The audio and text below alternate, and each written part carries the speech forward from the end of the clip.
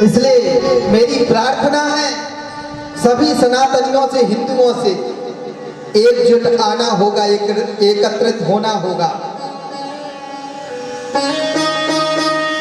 तो यदि ऐसा नहीं करोगे तो तुम्हें गुलाम बनने से कोई रोक नहीं पाएगा। इसलिए मेरा आग्रह है कि जातियों की बुराई छोड़ो। और मैं जानता हूं पार्टी वाले राजनीति करते हैं, ये व्यासपीठ है, व्यास गद्दी है, धर्म गद्दी है, यहाँ राजनीति का कोई प्रयोग नहीं है। राजनीति वाले जाति से जातियों को दूसरी जाति से भड़ा करके राजनीति की रोटियां सेकते हैं।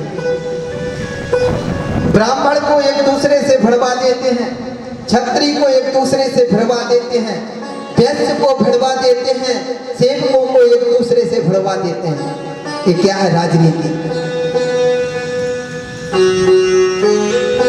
क्या तुम परमात्मा के दरबार से एक बन के आए कि नहीं? और एक बात कहूं, एक कलिकाल है। मुझे पता है कि आजकल मैंने ऐसे मोबाइलों में शब्द सुने हैं कि ब्राह्मण को अपशब्द बोलते हैं। कौन बोलते हैं? ये राजनीति वाले, ये राजनीति की रोटी सेकने वाले। और यदि ऐसे ही रोटियां सेकेंगे तो एक ना एक दिन भारत के टुकड़े कर देंगे। और जिस दिन भारत का टुकड़ा हो गया उसी दिन तुम गुलाम हो जाओगे। इसलिए प्रयास करो कि आपस में भाईचारा बनाकर रखो, भाई बनकर के रहो। राजनीति के चक्कर में कभी एक दूसरे से द्वेष मत कर लेना, क्योंकि तुम्हें भी यही रहना है, हमें भी यही रहना है। तुम्हारा भी निवास यही है, हमारा भी निवास यही है। इसलिए मेरा निवेदन है व्यासपीठ से कि भक्ति के लिए आगे बढ़ो, आगे आओ। और जितने सनातनी हिंदू हैं सब जागृत हो और सब भक्ति में आगे बढ़े। सज्जनों, अब पंडित जी लोगों के ताने सुन सुन करके घर छोड़ के भाग गए, घर ही छोड़ दिया उन्होंने और जंगल में जाकर रोने लग गए। इतने में एक महात्मा जी निकली और कहा, हे पंडित जी आप क्यों रो रहे हैं? इतने दुखी क्यों हैं आप? आज पंडित जी ने समस्या सुना दी, मुझे संतान नहीं है। पंडित जी को बहुत समझाया। आत्मदेव जी को बहुत समझाया महात्मा जी ने। मुंचा ज्ञान प्रजारूपम बलिष्ठा कर्मणो गता विवेकम तु समासाध्या त्यज संसार वासना। पंडित जी बेटों का चक्कर छोड़ो। क्या हो जाता है बेटों से, संतान से? अरे हुआ था अंग का पुत्र बेन इतना नास्तिक निकला कि महाराज अंग को ही घर छोड़ करके अपने ही राज्य में छुपना पड़ा।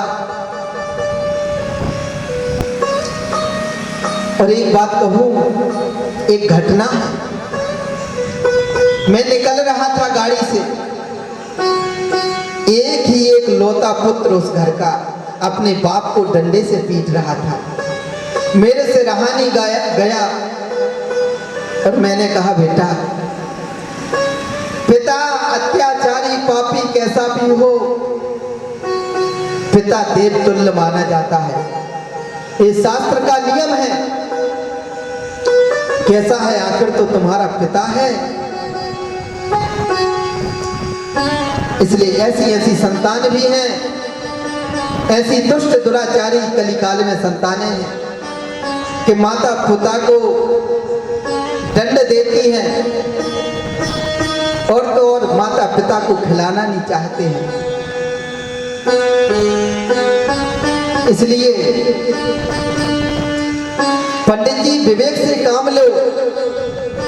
पंडित जी नहीं माने तो महात्मा जी को दया आ गई, एक फल दिया और कहा जाओ 1 साल तक तुम्हारी पत्नी नियम ध्यान पूजा पाठ करती रहे, जरूर पुत्र होगा। ऐसा पुत्र होगा कि इतना ज्ञानी होगा कि तुम्हारा नाम बढ़ाएगा। आज पंडित जी घर में आए, धुंधली देवी विपरीत बुद्धि की थी, धुंधली की उल्टी बुद्धि थी। फल दिया और नियम बताया, लेकिन धुंधली ने फल को खाया नहीं, फल रख दिया। पंडित जी तो अपनी पूजा पाठ के लिए निकल गए, धुंधली सोचने लग गई, फल भक्षेण गर्भस्यात् गर्भेणोदर वृद्धिता स्वल्प भक्षम ततो शक्तिर्गृह कार्यम कथम भवे। यदि मैंने फल खाया तो मुझे गर्भ आ जाएगा, और गर्भ आ गया तो मैं घर का काम काज नहीं कर पाऊंगी। इतने में पड़ोसन आ गई, बोली बहन क्या होगा? बोली बहन क्या करूं? पंडित जी ये फल लाए, बोले फल खा ले और बेटा हो जाएगा। किसी बाबा जोगी ने दे दिया। और मैं कहूँ एक आपसे बात कि आज भी धुंधली की तरह कई बुद्धि वाली स्त्रियां हैं इस संसार में। कई तो मैंने ऐसी देखी कि आरती लेने से भी दूर हटती हैं, दूर दूर हाथ जल जाएंगे बाहर, आरती लेने से भगवान के हाथ जल जाएंगे बाहर।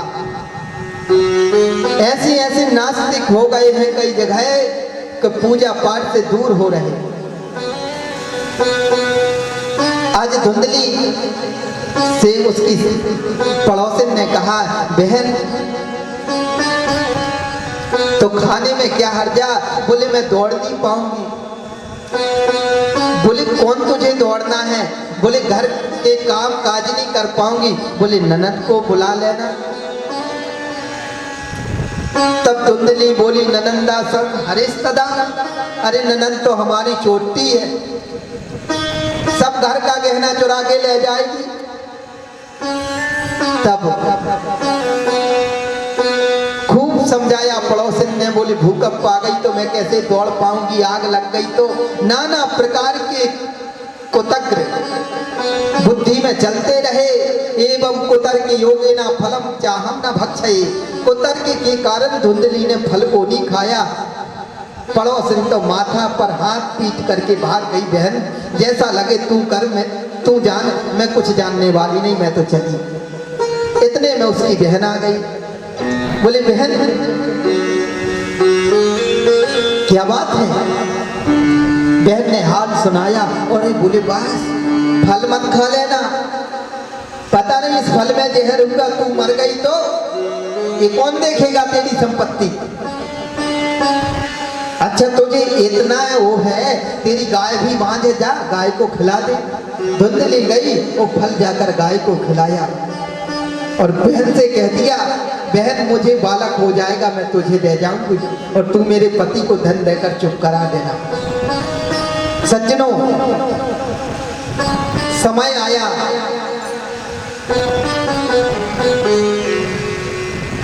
ठीक गाय को 6 महीने बाद एक बालक को जन्म दिया गाय ने, जिसका नाम गोकर्ण रख दिया। बोले गोकर्ण जी महाराज की जय हो। सर्वांग सुंदरम रूपम कुंडलम कनक प्रभम। इतने सुंदर है गोकर्ण जी, पूरा अंग सूर्य के समान तेजोमान है, उनकी कांति चमक रही है, आकृति चमक रही है और कान जो है गाय के जैसे हैं। सज्जनों समय आया, उसकी बहन को बालक हुआ। उसने उस बच्चे को लाकर धुंधली को दिया और पैसे दिया।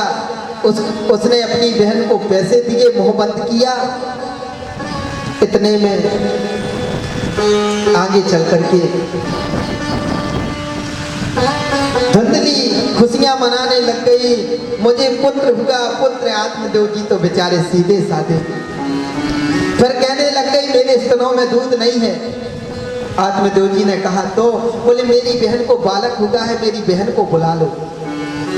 आज उनकी साली आई और कहा जाता है जिस बालक का जन्म होता है तो माँ के स्तनों में दूध आ जाता है, और जिसका बालक नहीं तो स्तनों में दूध कहाँ से आएगा। इसलिए आज इस प्रकार से धुंधली ने अपने कार्य को किया आगे।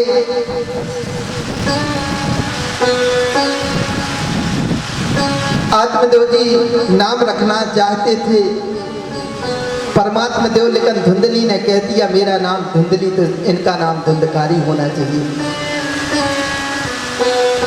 आगे चल करके जो धुंधकारी है चोर डकैत बना आत्म और गोकरण जी ज्ञानी बने। एक दिन की बात कि आत्मदेव जी को मारने को दौड़ा तो आत्मदेव जी वन के लिए जाने लग गए घर छोड़ करके। इतने में दुखी बैठे थे तो गोकर्ण जी ने समझाया और आत्मदेव जी वन में गए। 10वें स्कंद का पाठ किया, परम धाम को गए। आगे चल करके धुंधली से धन मांगा और गालियां देने लग गया तो धुंधली को सहा नहीं गया और कुएं में जाकर रात्रि के 12 बजे प्राणों को त्याग दिया। सज्जनों, गोकर्ण जी तीर्थ यात्रा गए। इतने में ये धुंधकारी 5-5 वेश्याएं ले आया, गड़गांव को ले आया। वेश्याओं ने खूब धन कमाया। एक दिन धुंधकारी को रात्रि के समय खूब शराब पिलाई और रस्सियों से शरीर चारपाई में बांध दिया और एक वेश्या आग के अंगारे लेकर के भर करके लाई तवे में और धुंधकारी के मुख में डाल दिया। जलते हुए अंगारों से पीड़ित होकर तड़प तड़प के धुंधकारी के प्राण निकले, इसलिए प्रेत बन गया। गोकर्ण जी को पता चला तो गया जी में पिंडदान किया। इसलिए पर त्रिया पैनी छुड़ी और 3 तरह से खाए, धन हरे जोवन हरे घोर नरक ले जाए। इसलिए वैश्याओं का भरोसा नहीं रहता है। आज धुंधकारी का धन भी गया, जवानी गई और नरक में जाना पड़ा, प्रेत बन गया। सज्जनों, रात्रि के समय आए, सब लोग सोए हुए थे। जब संसार के लोग सोते हैं तो संत जागते हैं।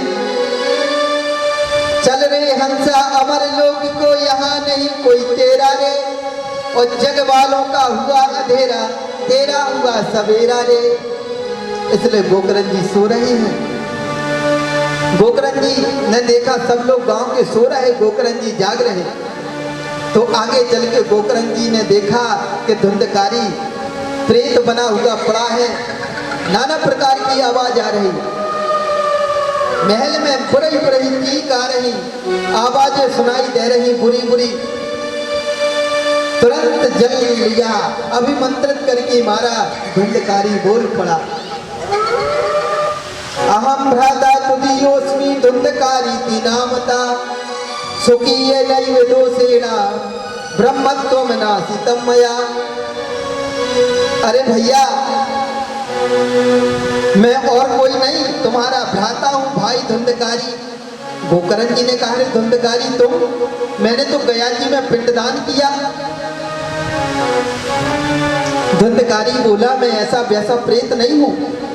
मैंने अपने ही कर्मों के द्वारा, अपने ही कर्मों से इतना पापी हुआ कि आज मुझे प्रेत बनना पड़ा। और कहने लगा, व्यक्ति के कर्म व्यक्ति के खा जाए, इसमें कोई का दोष नहीं है। काऊ ना काऊ सुख दुख कर दाता, और निज कृत कर्म भोग सब भ्राता। और व्यक्ति के कर्म ही व्यक्ति को खा जाते हैं। कर्म तेरे अच्छे हैं तो किस्मत तेरी दासी है, कर्म तेरे अच्छे हैं तो किस्मत तेरी दासी है, और नीयत तेरी सच्ची है तो यही मथुरा काशी है। इसलिए कर्म अच्छे करो, जीवन में अच्छे कर्म करके जाओ। कई आदमी तो ऐसे हो तब खूब प्रेम से बोलो और ऐसो मुंह बनाओ जैसे 2 थप्पड़ मार दे हो तुमने, ऐसो बुरा मुंह माराने। कई पड़ोसी ऐसे मिल जात गांव में कि थोड़ी अपन ने झाड़ू का या कूड़ा कचरा है, यहाँ से नाली नहीं, यहाँ से कचरा नहीं, वाह रे, जैसे तुम्हें यही साथ में ले जाना हो। तो ये संसार है सज्जनों। अब गोकर्ण जी ने दंतकारी को भागवत सुनाई, दंतकारी की आगे मुक्ति हुई। आइए हम भी भागवत को प्रणाम करते हैं और आरती करते हैं। बोले भागवत भगवान की जय हो, कंकाली माई की जय हो, ताल धाम की जय जय जय श्री राधे। नमः पार्वती पतये हर हर महादेव।